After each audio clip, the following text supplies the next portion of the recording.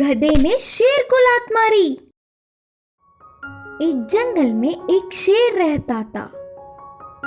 उस शेर को अपने भलों का बहुत ही घमंड था। जंगल में रहने वाले सारे जानवरों से काम करवाता था। वह अपनी मर्जी का मालिक था। बिना किसी के रोक से जंगल में महाराज की हुकूमत चलाता था। उसके ऐसे रहते उस शेर के रहने वाले जंगल में एक बार बहुत कमी आ गई। उस कमी को ना झेल पाते हुए सारे जानवरों ने सब कुछ लेके अपने अपने रास्ते देख लिए। जानवरों के महाराजा है तो क्या, शेर को खाना जीना ऐसे ही आ जाएंगे। बाकी जानवरों के रहने पर उनमें से किसी न किसी एक को निगल कर खा के अपनी भूख बुझा लेता। अब तो वो भी नहीं। एक जानवर तक अब उस जंगल में नहीं है। फिर भी जिद पकड़कर उसी जंगल में कुछ दिन जैसे तैसे रह गया, लेकिन भूख ना सह पाते हुए दूसरा जंगल चल पड़ा। उस जंगल में एक भेड़िया, गधा, बैल मिलकर दोस्ती से रहते थे। उनके भूख अलग अलग होने पर भी मिलजुल कर रहते थे। उनके साथ शेर शामिल हुआ, पर दूसरी जंगल आने पर भी उसने अपनी घमंड नहीं छोड़ा और कहा, इस जंगल का राजा भी मैं ही हूँ। भेड़िया, बैल और गधा ना मानने पर उनके साथ एक समझौता किया और कहा, ठीक है, फिर कोई भी खाना मिलने पर सब एक समान बांटकर खाएंगे। इससे बाकी भी मान गए। पहले उसे उनमें शामिल होना था, फिर से बाद में समय देख उनकी खबर लेने की शेर ने मन ही मन सोच लिया। एक दिन खाना मिल गया। दोस्त, इस खाने को सबको एक समान बांटो करके शेर ने बैल से निवेदन किया। खाने को 4 भागों में बांटा। बैल, शेर को गुस्सा आया। बैल के ऊपर कूदकर जोर से पंजा लड़ाकर उसे मार दिया। इस घटना से भेड़िया, गधा अंदर ही अंदर रोते हुए बैठ गए। इस बार भेड़िए की तरफ शेर घूमकर कहा, दोस्त, अब तुम तो बांटो। तो समझदार भेड़िए ने कहा, ना ना, इस खाने को बांटना मुझसे नहीं होगा। ना ना, इस खाने को बांटना मुझसे नहीं होगा। गधे ने भी ऐसे ही कहा। इससे शेर के घमंड को हद ही ना रहा। अच्छा, मैं ही बांटूंगा बोल के खाने को 3 भागों में बांटा और कहा, मैं महाराज हूँ तो मेरा हिस्सा मेरा, दूसरा हिस्सा तुमसे बांटने का है तो वो भी मेरा। ऐसे ही अब बाकी का एक तीसरा हिस्सा, अगर तुम दोनों में हिम्मत है तो ले लो करके बोलते हुए शेर जोर से गरजा। इससे गधा, भेड़िया डर गए और भागते हुए जाकर पेड़ के पीछे छिप गए। बेरहमी से पूरा खाना खा के पेट भर के खा गया शेर। दूर से ही देख रहे भेड़िया, गधा तो भूख से तड़पने लगे। तो एक ही बार मिली हुई खाना जल्दबाजी में खाने से शेर के गले में एक बड़ी सी हड्डी फंस गई। पीड़ा ना सह पाते हुए जोर से चिल्लाने लगा। उस पीड़ा से वह एक कदम भी नहीं बढ़ा पाया और वही गिर पड़ा। शेर की हालत देख भेड़िया, गधा बहुत खुश हुए। कुछ देर बाद उधर आए हुए खरगोश को देख, ओए खरगोश, मेरे गले में हड्डी फंस गई, जरा निकालोगी? शेर को देखते ही एक झटके में खरगोश उधर से भाग गई। फिर चिल्लाता हुआ आए कौवे से, ओए कौवे, मेरे गले में फंसी हुई हड्डी को निकालो ना, तुम्हारा मदद कभी नहीं भूलूंगा। उस शेर के बारे में जानता हुआ कौवा बस हंस पड़ा और उधर मिली हुई मांस का टुकड़ा लेकर मुंह में लेकर उड़ गया। महाराज के पलंग पकड़ने की खबर गधा, भेड़ियों के द्वारा जानकर बाकी के जानवर भी वहां आके देख शेर पे अपना गुस्सा निकालकर डांट के गए। शेर ना उठ पाते हुए भी बड़े बड़े आंखों से देख आंकृत करते हुए कहा, मुझे थोड़ा ठीक होने तो दो, तुम सबकी खबर लूंगा करके धमकाने लगा शेर। फिर भी उन सबको कोई फर्क नहीं पड़ा। आखिर में एक दिन गधा उसके पास आना देख शेर गधा दोस्त, तुम तो इस हड्डी को निकाल कर मुझे बचाओ ना, करके गिड़गिड़ाया। हाँ, निकालूंगा, लेकिन उसके लिए एक शर्त है। कैसी शर्त? कुछ नहीं महाराज, बस मुझे कब से ही राजा के सिर पर लात मारने की इच्छा है, अगर आपकी आज्ञा हो तो। क्या मुझे लात मारोगे? बोलते हुए गुस्से से शेर पर गले की हड्डी के कारण बैठ गया और कोई चारा न होने पर गधे की शर्त को मान लिया और कहा, इतना जीवन जी कर भी आखिर में गधे से लात खानी पड़ रही है, करके उदास हुआ। गधा अपनी पूरी ताकत से गुस्से से शेर के सिर पर जोर की लात मारी।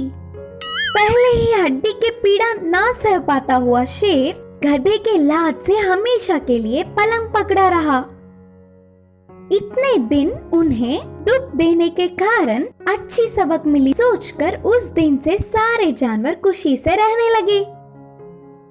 इस कहानी की सीख है कि बलवान को भी सबके साथ मिलजुल कर रहना चाहिए। शावक कबूतर के संदेह। एक जंगल में एक बड़ा सा नदी था। उस नदी के बाजू में एक पेड़ था। उस पेड़ पे एक कबूतर घोंसला बनाकर रहती थी। कुछ समय बाद उसे एक बच्चा पैदा हुआ। उसे बुद्धि आने पर प्रकृति पूरी विचित्र लगी। उसके साथ रहने वाले पक्षियों के क्रिया भी विचित्र लगे। ऐसे ही पेड़ के नीचे घूम रहे जानवरों के काम उसे अजीब लगने लगे। तब शावक कबूतर को एक संदेह आया। वह किस प्रकार के व्यवहार को पालन करे समझ नहीं पाया। माँ, मैं किससे दोस्ती करूं? किससे क्या सीखूं? कुछ भी समझ नहीं आ रहा। फिर मैं करूं तो क्या करूं? किसी से भी दोस्ती कर लो, पर सिर्फ उनकी अच्छा ही सीखो, बोल के सलाह दिया माँ कबूतर। वो कैसे पता चलेगा?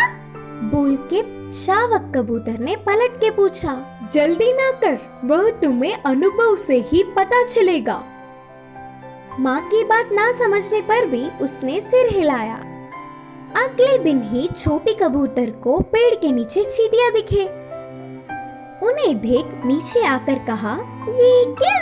तुम सब अपने आप जाने के बजाय सारे एकजुट होकर युद्ध की तरह क्यों जा रहे हो? करके संदेह से पूछा। वह हमारे चींटियों का नियम है। हम खाना लेकर एक के बाद एक जाके आते हैं और साथ ही टील भी तैयार करते हैं, बोल के कहा एक पुरुष चींटी। खाने के लिए घर जाने के लिए इतनी मेहनत क्यों करना? देखो तो तुम्हारा पागलपन लगता है, करके हंसकर फिर से पेड़ चढ़ गई। उसके बाद पेड़ के छाल को चुभती हुई आवाज सुनकर शावक कबूतर उस तरफ घुमा। एक पंछी पेड़ पे चढ़कर वही काम की तरह चुभती दिखी। हे, क्यों ऐसे तुम्हारी चोंच छुपा रहे हो? करके चिढ़ाते हुए कहा।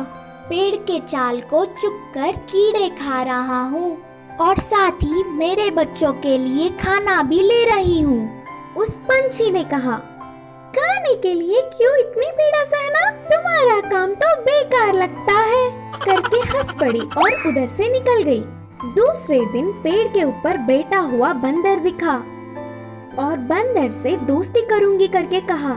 इससे बंदर ने कहा, तो तुम मेरे पीठ पर बैठ जाओ, तुम्हें मेरे कष्ट दिखाऊंगा, बोल के अपनी पीठ पर बिठा लिया और पास के एक गांव ले गया। उधर बच्चों के हाथों में केले और गुबालों को छीनकर उछल के पेड़ पर बैठ गया। देखो मेरे कारनामे, कितनी आसानी से बिना मेहनत किए खाना ढूंढ लिया, बोलते हुए कबूतर को केले दिए। आहा, अच्छा है, तुम कितनी समझदार हो, बोल के कबूतर खुश हुई। इतने में बंदर के काम देख बच्चे डर के रोने लगे। अब इधर रहना हमारे लिए अच्छा नहीं, चलो, बोल के शावक कबूतर को लेकर बंदर जल्दी से जंगल पहुंच गया। और कुछ दिन बीतने के बाद एक कौवा कबूतर के रहने वाले पेड़ पर आके बैठ गई।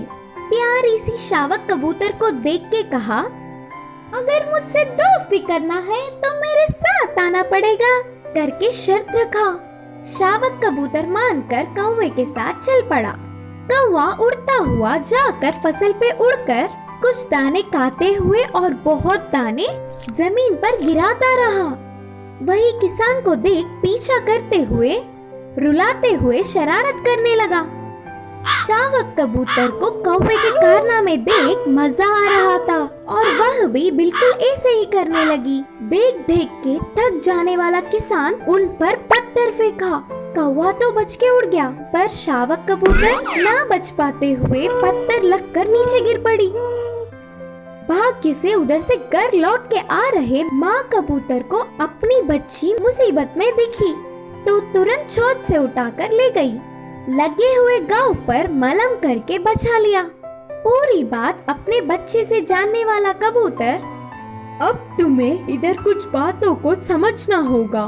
सारे चींटियां मेहनत करने पर पंछी की तरह किसी को भी अपना आहार खुद कमाना होगा।